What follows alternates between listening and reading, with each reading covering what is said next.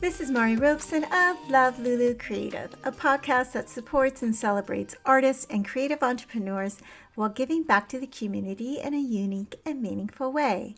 And it truly is unique and meaningful because now, 8 months later, I believe, since I started this, the recipients of the scholarships are being selected. I've already selected the dance recipient. She's amazing. I cannot wait to share her audition video with you. She's so talented at dancing and also choreography. She has a very bright future ahead of her. And I'm still trying to decide on who the visual art applicant who will be receiving that, because they're so talented, and I'm having a moment. It's a difficult moment choosing just one at the time. So, but I will choose them soon, and I'll be doing a separate video which will be featuring the recipients, and so you can follow along on their journey, their young journey, just starting out. And I'm really excited about that. So thank you everybody who's been supporting this podcast and subscribing to this channel and sharing it with other creatives. And other people interested in the arts. It's such a wonderful thing that you are part of, and I appreciate it so much. This is episode number 16, Sweet 16, with my dear friend, Jane Gianarelli. She is an incredible artist. She has a very interesting career doing hand renderings for the interior design community. And it's not where she started. She has a quite an evolution of her career to get her to the place of where she is now, doing exactly what she loves to do. And aren't we all happy, because her work is so beautiful? I'm so happy this is a visual podcast and I can share some of her artwork with you, because she is lovely. But definitely follow her on all social medias. Her Instagram's just so fun. So is Facebook. So just follow her. She's great. You'll be inspired. So if you love a good room interior like I do, obviously, then you're going to really enjoy this episode. And it's very niche oriented. So just another way, people, you can make money doing a career as an artist. So stay tuned for a really fun episode and chit chat with my girlfriend, Jane Gianarelli. Well, hello, Jane. It's so wonderful to have you here today. I am a huge fan, and probably you're one of my absolute favorite artists. So I always knew I wanted to have you on the show, and I'm really honored that you are here today. Oh, hi, Mari. I'm so excited. I can't even believe it. When you asked me, I was shocked, and I am just absolutely thrilled. And you're one of my favorite artists. Oh my gosh. I'm so excited. That's so funny, because I followed you for a while, and I look at your renderings, and I'm just like in awe of your skill. And so anyway, let's go. So you do hand-drawn renderings specifically for interior designers, correct? That's correct. Yes. That is your business. And so that is so niche specific, but we have really similar backgrounds. So I want to kind of go back, and maybe we don't, but I kind of think we do. But I wanted to kind of go back to let's go all the way back actually to high school. So was art something that you were interested when you were in high school? I've always loved art.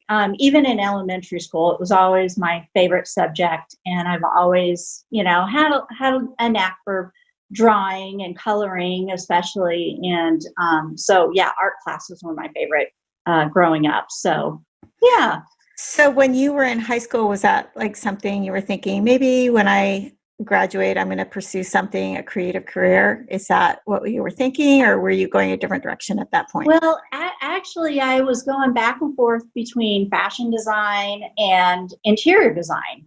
And I didn't know, I knew I loved, it would be one or the other, and I just couldn't decide. And in high school, I happened to be taking a sewing class. So I was like, oh, well, I'll do fashion design. So there started my schooling. I went to Colorado State University in Fort Collins, Colorado. Yeah. And you studied fashion design there? I did. I have a bachelor's in science. They had a 4-year degree there, and I have a minor in merchandising. So in high school, I had the sewing class. I was like, well, I'll do fashion design. I had to choose something. So, That's kind of interesting. The home economics classes that we were privileged to take back then, we didn't think they were a privilege, but, that introduced a lot of people to interior design and fashion design and being a chef and all those kind of creative careers that they don't have that class anymore, which is kind of a bummer, actually. Yeah, and it was fun. And my mom always sewed, my grandmother and my mom, they were so crafty and creative growing up. And my mom had this wonderful old Singer sewing machine, and I remember teaching myself how to thread it. I taught myself how to sew, kind of, and then, the class in school. And actually, in junior high and high school, I took sewing. So, so that kind of led that path. I remember the same thing. I'm teaching myself how to sew. I'm still teaching myself how to sew. So you didn't go into fashion design, it seems. Did you, after you graduated, what did you do for a career?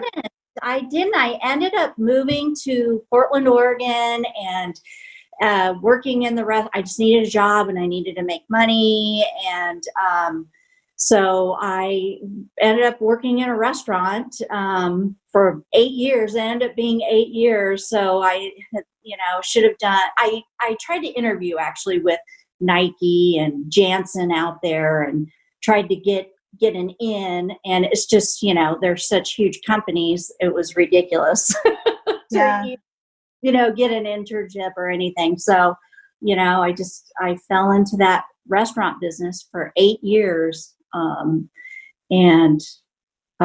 ended up getting into management. I ended up managing for Red Robin for a number of years, and trained and did new store openings. I used to travel and help train at new stores, and then train the trainers, and I did all of that. So well, hats off to that, because working in the food industry is difficult, and it teaches you so much about multitasking and time management and customer service. I mean, it teaches you a lot when you work in food services. Absolutely. Yep. So so that's totally different than art. It is. So how did you get back to your roots of doing artwork and design? So within the management, I ended up having someone approach me that was for Pottery Barn, and they said they needed a store manager. Yeah, so they needed a manager for the Pottery Barn, and I had ended up let me go back a little bit. So when I was in Portland, I ended up getting married, had a daughter. Then we ended up moving back to Denver, and I was with the restaurant business in Denver. And then someone had approached me. Pottery Barn needed a manager, so I ended up going in. I was like, well, great. I've always thought, interior, that's some interior design. It's working with furnishings, home furnishings, and that. So I thought, okay, this is great. This is a way to get out of the restaurant business. So I ended up being with Pottery Barn for 4 years, and then I was recruited by J. Jill. So I ended up back in clothing again, and I opened a J. Jill store for a year, and in Denver, and then I ended up moving down to Colorado Springs, and there was a Drexel Heritage store down there, showroom. Mm-hmm. And they did both furniture and design. And I've always wanted to get back into design. So I was like, okay, this is my opportunity. So I went to Drexel Heritage and got on with them and got some interior design experience. So I was back in that realm again, which was great. It's all design, right? Fashion, interiors, art. Yeah, it's all design. Yep, it all kind of goes hand in hand. So after being with Drexel for a little while, I was like, okay, I'm ready to start my own interior design business. So I did. So I left Drexel Heritage in 2009 and started my own design business, and did that until 2013. And then I had been divorced by that time, and then met someone else, was in a relationship, and we ended up moving to the East Coast. So life, let me tell you. Let me tell you a lot. That's so I've gone through a big span of my life in a short amount of time just now. Right. It was the Reader's Digest version. Yeah. Exactly. So my transition to the East Coast was, well, I didn't know if I wanted to, continue my own design business, how to find, all my work rooms again and clients. I had built up all these clients. I'd have to find new clients. And I was like, well, I don't know. And I thought, well, I can draw. So, and I would love to help other designers. So I thought, well, my transition, I decide is I'll start doing hand-drawn renderings for other designers until I decide if I want to do my business. And I fell in love with it. I was like, oh my gosh, this is it. This is what I want to do. So there, and started my hand-drawn rendering busin't So interesting.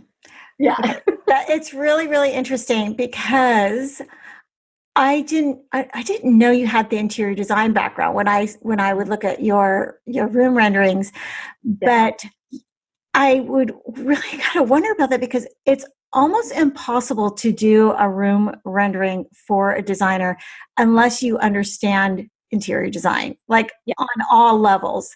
Because I know when I've been asked to do a room sketch, like for a show house or something, and the designer goes, here's the chair, here's the sofa, here's the table, and here's the art, and here's the room, and you have to scale it, you have to understand all the proportions, and you have to know how to put it into 3-dimension. It's so much more than just doing an illustration of something that's already existing, because you have to kind of create it.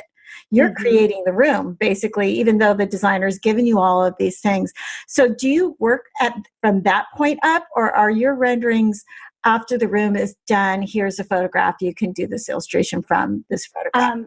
I do both, but the majority of it, I would say 90% of it is building it up. It's not done yet. So the designer has designed it, and they send me all the information. This is the furniture. This is what, the wall color or wallpaper. This is the lighting, the rugs, the flooring.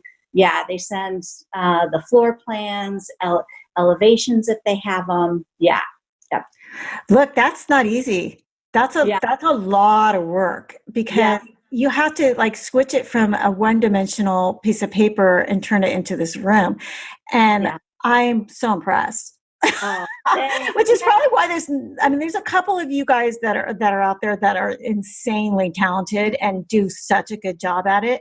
And that's, it makes complete sense because you've got that background in it and you understand that. Yeah. Wow. Yeah. That's it. Yeah. So when did you learn how to draw perspective? And was that something you self-taught yourself, or did you take some courses on that, or how did you learn how to do that? I did. It's so funny because I remember doing perspective drawing in high school, and I loved it. I just loved it. And so I've always kind of remembered it. And then when I picked it up again, I was like, oh my gosh, it's not quite like riding a bicycle. Some of it was. So I retaught myself a lot. Yeah. Mm-hmm. Yeah. And it's a different way of, your mind has to think differently when you're drawing that way. Exactly. Yeah. Mm-hmm.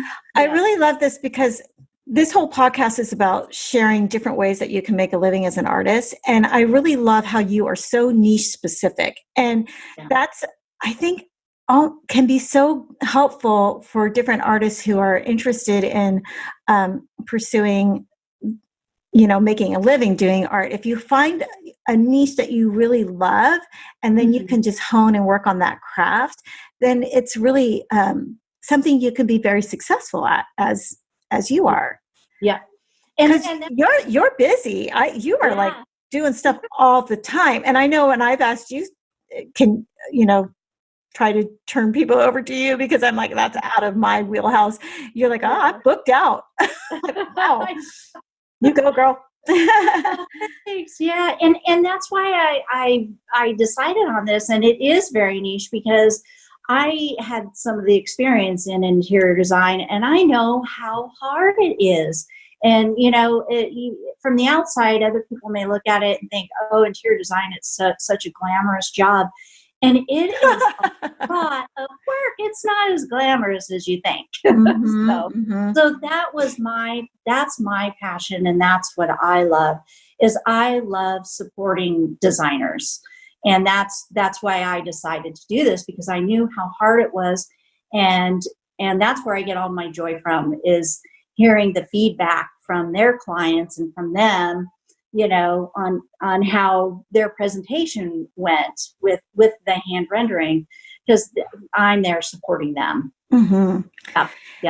Yeah, I think it's super interesting too. That was my favorite part of being an interior designer, was being able to just sketch out my idea. This is what the cabinet's going to look like. This is what we're going to do when we take this wall out. It's going to look like this. And the client's eyes kind of light up. They're like, oh, wow, they can see it. And so that visual connection to the client is huge. Like, they can understand it better than you just kind of talking about this concept of, we're going to take this wall down and we're going to do this. It's like, if you can sketch real quickly what this is going to look like, then they get it. And it just makes the whole process go so much quicker.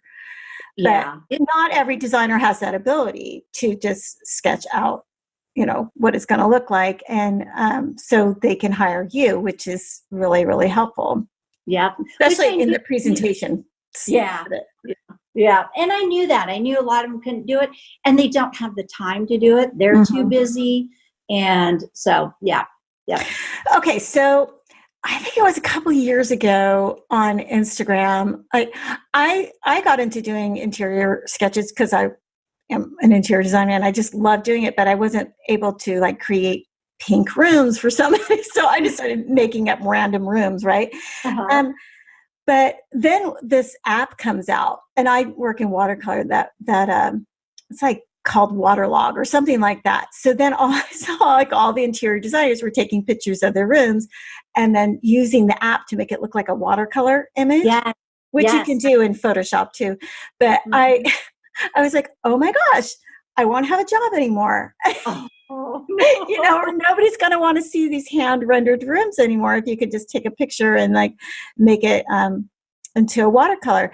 But it was funny. It was this real short-lived thing, as for what I saw, because you just can't recreate a hand rendered illustration via the computer. So for you, I would think all of a sudden all these 3D programs came out where you can room render, you can do Room Sketcher, or you can do a room. But why do you think that for you, you're busier than ever? Why do you think that the hand rendering, as opposed to the very perfect perspective computer rendered drawing, is more preferred? Yep. So actually, when I started this, I knew that that's when a lot of those computer, SketchUp and all of those programs were really big. But this is original artwork, and somehow I knew it was going to take off. I knew it would work because, kind of like that app you were talking about, that makes a room look like watercolor, and you thought you were going to be out of business. That was a flash in the pan, very short-lived. Well, I think the computer thing was great. All these apps came out, and they're still great. I'm not dissing them at all. They're still wonderful. People still use them, and that's great. And it's all those tools, whatever you can use to support your business, that's great. But I knew that the hand-drawn renderings would take off because it's original artwork. There's nothing like having original artwork. So and that personal flavor to it, I think just can't create that yet anyway. Who knows? But your work's amazing. Oh my gosh, I look at yours and I wonder, how do you do that? Because yours is a different medium, and it's you get used to your medium, and so I'm in awe of you. You're so sweet. I don't know. I just love interiors. Yeah, I think it goes back to like when you go for a walk and it's kind of twilight and people are cooking dinner and you can kind of see in their house and you're always kind of curious, Yeah. like not to be stalking or creepy or anything, but it's just like how do people live? What's that like, Well, and I've always been like that. And I think a lot of it comes from growing up, my childhood. I mean, my grandmother her house always looked amazing. And my mom, I mean, I remember going through remodels and her do new window treatments and we get new carpet and, new wallpaper or whatever. I mean, we always had a really nice house. And, I had a sister that did interior design too. So I've always had that bug in me. Mm-hmm. Yeah.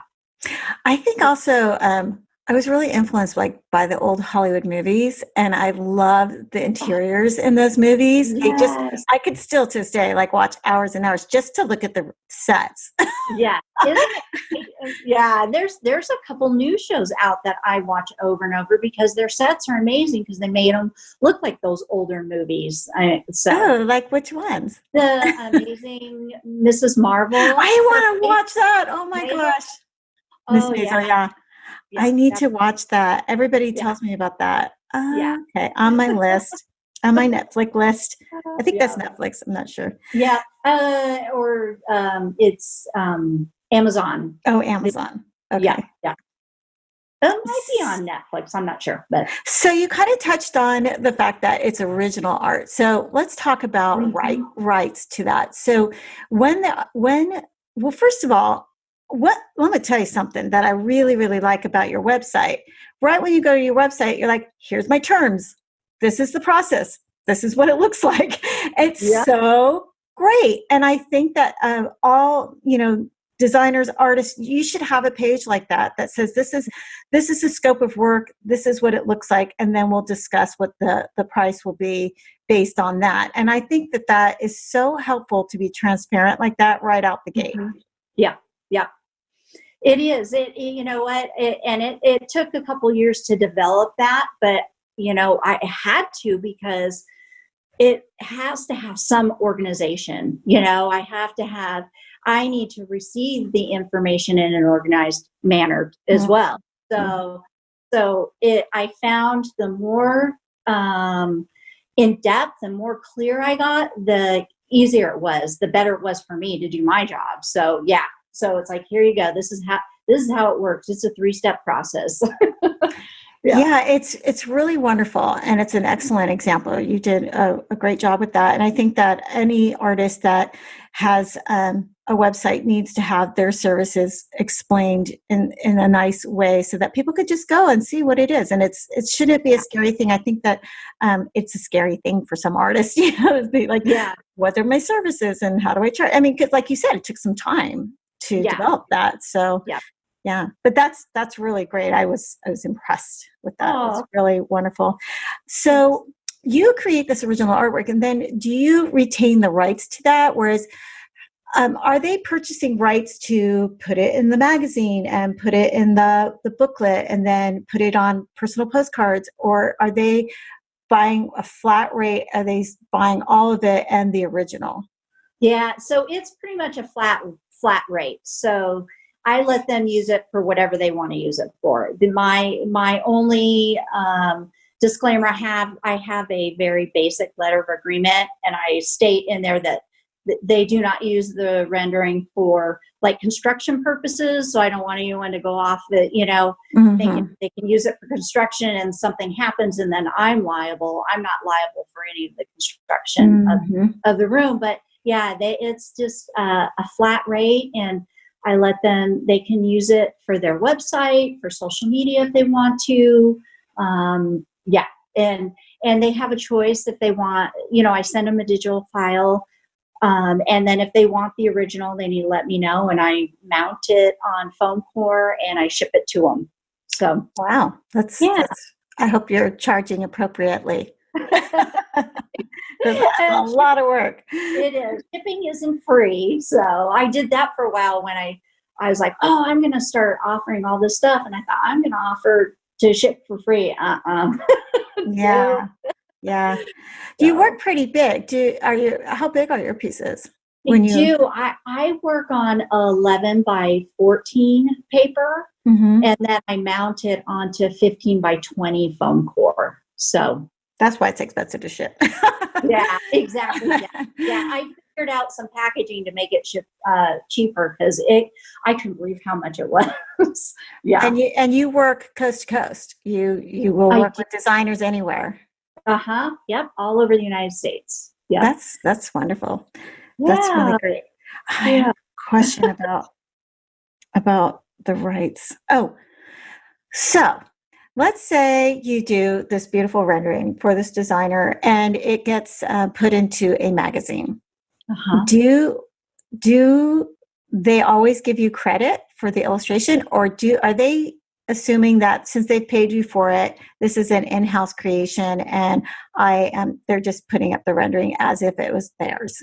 Yeah, that does happen. So I don't have anything at the time, at the moment, as far as that. Sometimes I'm credited. I haven't been in any internet, national magazines or international magazines.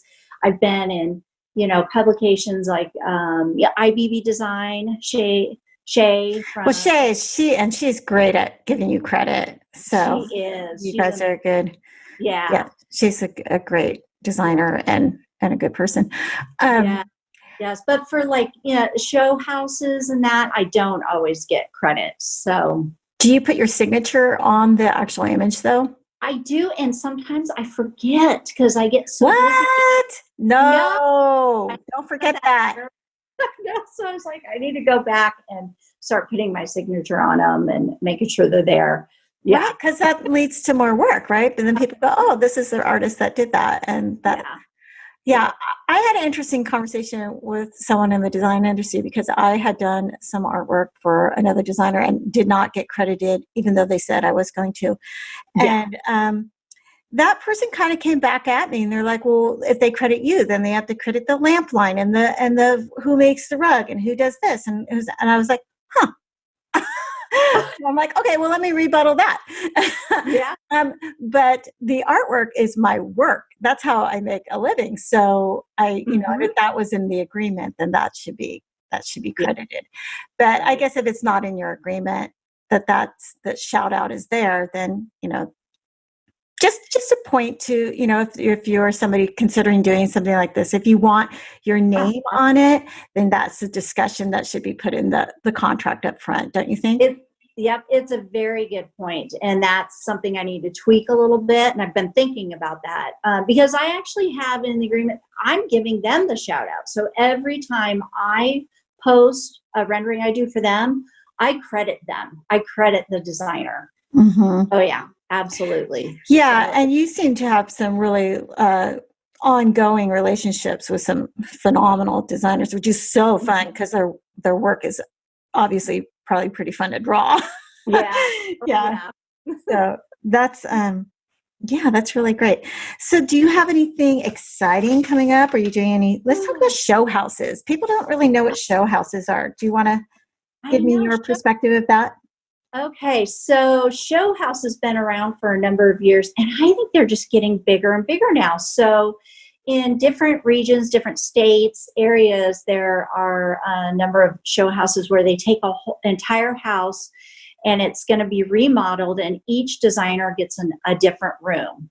So they get to design it how they want it to look, and then the show house opens, and then you can preview it for maybe 2 weeks. You can walk through and view the show house and see each room that each designer has designed. Now, you probably know a little bit more about this than I do, but people actually live in these houses, correct? Yeah. And so they have to approve the designs from the interior designers.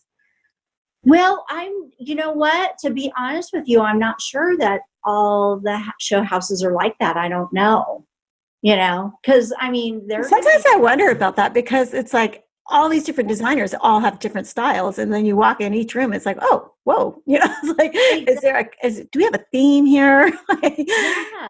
So in all honesty, I don't know in the end game. I'm not sure if it, I don't know how that works. I'm pretty sure the homeowner has some input on the approval of the design, but it is kind of interesting. I'd love to Yeah. have my house done. That'd be so fun. Oh, that would be fun. Uh-huh. Oh, so I'm calling 2019 the year of the show house because I'm doing so many show house renderings. It's crazy. And then coming up, let's see. So actually in 2020, the Interior Design Society, IDS in Charlotte in North Carolina, they're going to do 3 show houses at the same time, which has never been done before. Oh my goodness. Yeah. But a lot of designers live there. So that's actually a really great place for them to have that venue. Yeah. So they wanted one renderer to do all the renderings because they want them all to be cohesive. Yeah. Oh my goodness, girl, you're gonna be busy. So yeah, here in a couple months, I'm going to be doing a lot. Yeah. So we're talking about 45 designers, lots of rooms, lots of renderings. Oh my gosh. Yeah. So that's really hard because everyone's going to come up with their design at the same time, and you're going to have to be like sketching. Yeah. Well, they're so organized. They have team captains for each house. And so the team captain will send me all the information. So it's going to be very organized. I have a checklist that each designer will get of all the information they need to send me, but they'll send all their info to the team captain of that house, and then the team captain will send it to me. And then we have it spread out. So I'll be doing renderings over like 4 or 5 months. Yeah. Okay. That's crazy because I've seen pictures of your studio and it's so neat. Like, oh, thanks. How do you keep it so neat when you've got that many projects going on? Oh my goodness. Yeah, well, see, and that's another thing. If it's messy, I can't work. So when I'm in the middle of a project, it'll get kind of messy and I'll have markers all over. But when it's done, it's all put back away. My desk is cleaned off. It's, bleached. And, oh, yeah. Oh, my goodness. Yeah. I'm kind of the opposite. I have stuff going all over the place in my studio. But I like it makes sense to me. To me it's like organized chaos, but well, and that's what I say. I'm a very organized chaos organized person too. So I have my quirky things. So you said markers. What type of markers do you use? Do you use the Copic? I use Copic and Prismacolor. And Copic's my favorite because you can refill them. So I can buy refills and then just fill the pen up instead of buying a new. Expensive. Those are. Yeah. And the refills are pretty reasonable. I mean, they're not that much more than buying a pen, and you get way more use out of it. Good tip. What kind of paper do you work on? So I use a rag paper. Is Bafang is what I buy. So it's thin. You have to be careful if you color too much, you can bleed through, and there's bleeding. Sometimes I get heavy-handed and I have to be careful. But, yeah, I'm very stressed. I have 45 drawings to do. Yeah. So it's a real thin rag paper is what it's called. Mm-hmm. That's good. Yeah. We'll put links to that in the show notes. Okay. Also, something that's kind of interesting. I just started working on some big paintings and noticed a little tunnel carpal thing going on here. Do you ever have anything like that with that much work with your hands? If I'm doing too much, I'm notorious for taking on a lot of business. I hate it saying no. And so then I have a ton of projects. So if I'm coloring, I've been known to color for 12 hours and I'll take a break and eat lunch. Then I'll, go to the bathroom. Yeah. And I'll get in bed and then my hand is almost cramping. But I've gotten pretty used to it. So only if I do too much coloring all at one time, then yeah. So you know how to pace yourself. I just recently learned some really good exercises and stretches to kind of work through that. But that was kind of a scary thing. I'm like, oh, what is this? Yeah. I'm So, gonna have to get those stretches from you. yeah, I mean, actually, I have a physical therapist. I'll see if I can. If she has a good article, I'll link it in the show notes that she does on tunnel carpal Oh, and great. things you can do. Yeah. So that's super interesting. So, oh my gosh, this is so fun. We could chat about this all day long. Okay, so I always like to round it out with what was the best advice that was ever given to you when you were starting out doing your creative career? Well, that's funny because I knew you were going to ask me that. And I've done so much being in management and a restaurant and doing this. And then finally in my mid 40s, getting into, the art, back into what I'm doing what I love, what I've always loved. So it's not so much the best advice that's been given to me, but I want to give advice to all your listeners. Let's do it. That's what I want to do. So I think my best advice is, first of all, don't quit. Keep up. Because I know when I started the hand rendering business, I had to learn everything again. And, they've come a long way. But I was determined this is what I was going to do. So don't give up with what you love. Do what you love.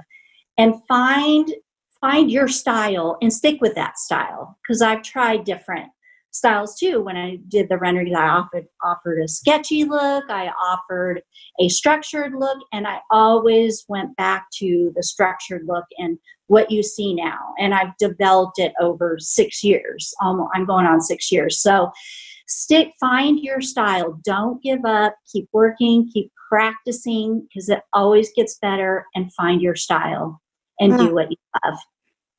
That's wonderful advice. I think now even more, it's that authenticity is what really shines through. And I hear that that's exactly what you're saying. And staying true to who you are and just honing in on that skill, that craft.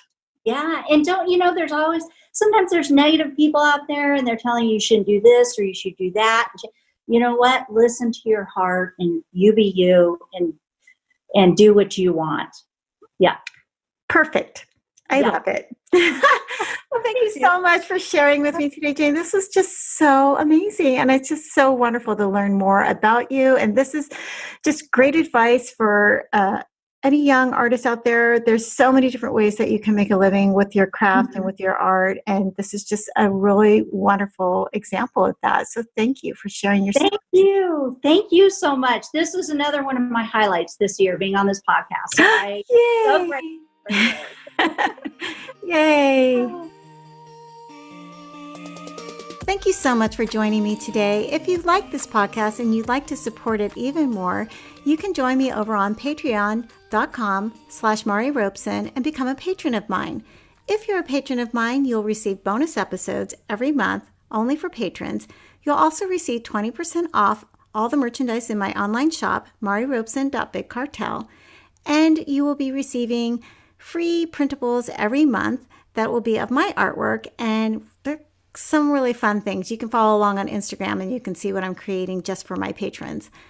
I would deeply appreciate it. It would help me keep the lights on, and it would help me pay all the fees that it takes to put together a podcast like this so that I can keep supporting all the artists, keep bringing you great information, keep paying it forward to the next generation of artists. It's just a wonderful thing, and I would really deeply appreciate your support.